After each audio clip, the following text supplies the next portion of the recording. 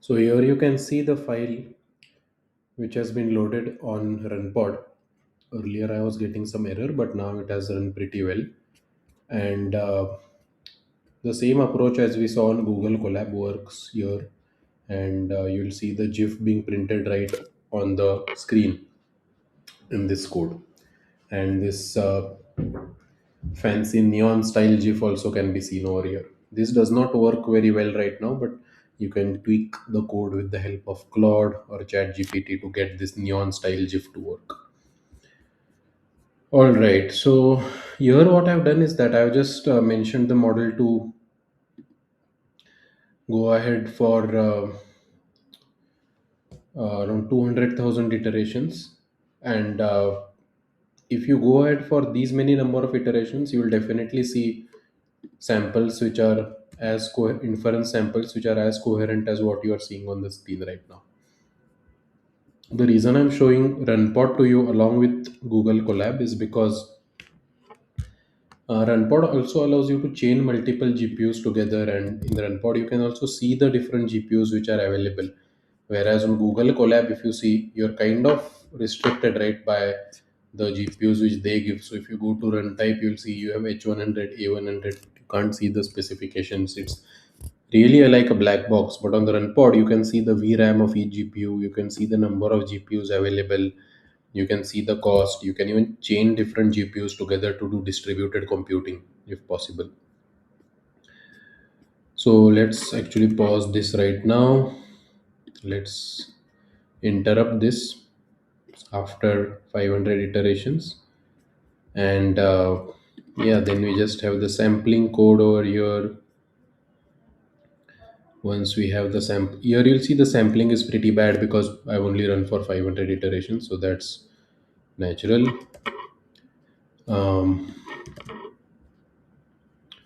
and in this next piece of code, you'll save the GIF, and after you save the GIF, then you'll print the GIF.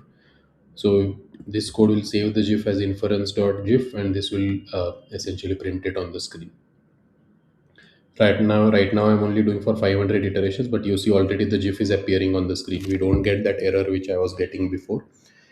Yeah, if you train for 200,000 iterations, you will see an amazing coherent language diffusion language model working from scratch, as I'm showing on the screen right now. I'll share the entire code file with you. You will also now be able to understand this large language diffusion models paper in a lot of depth because we have implemented this right from scratch. They also have a section of fine tuning towards the end, which you can easily do after you have finished the pre-training. You just have to assemble a fine tuning data set and then run fine tuning on top of it. So let me just, yeah. So as I mentioned, this paper also includes fine tuning. I have not included fine tuning in this journey because I believe pre-training involves all the necessary things which you will need to learn about language diffusion models. All right. So yeah, we have this traditional ARM language model code which runs and predicts sequential output which is coherent.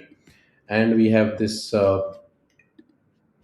diffusion model based language model code which predicts output such as this, which is much faster in inference, but pre-training might take more time. So as Andre Karpathy mentioned in this tweet, diffusion language models actually can be a frontier milestone in the future, because why do we have to stick with autoregressive models, right? Of course. So I believe this is one of the first tutorials or one of the first journey videos which shows how to build a small scale diffusion model fully from scratch. And I hope this code base which I've shown on the screen right now serves as a reference for you to build multiple such small language models from scratch. So the cool thing about diffusion models is that the space is wide open, right? You can see small language models,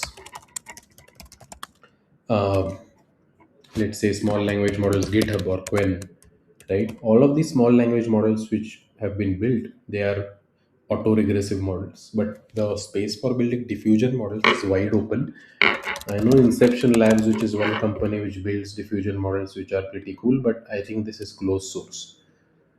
I'm yet to know an open source model which is as fast and as good as this Mercury model. So you see their whole value proposition is blazing fast inference with frontier quality and a fraction of the cost, which might be awesome for the future. But now you know how to build this fully yourself. Um, okay, after this, I'll make a final conclusion video on my thoughts and we'll wrap it up.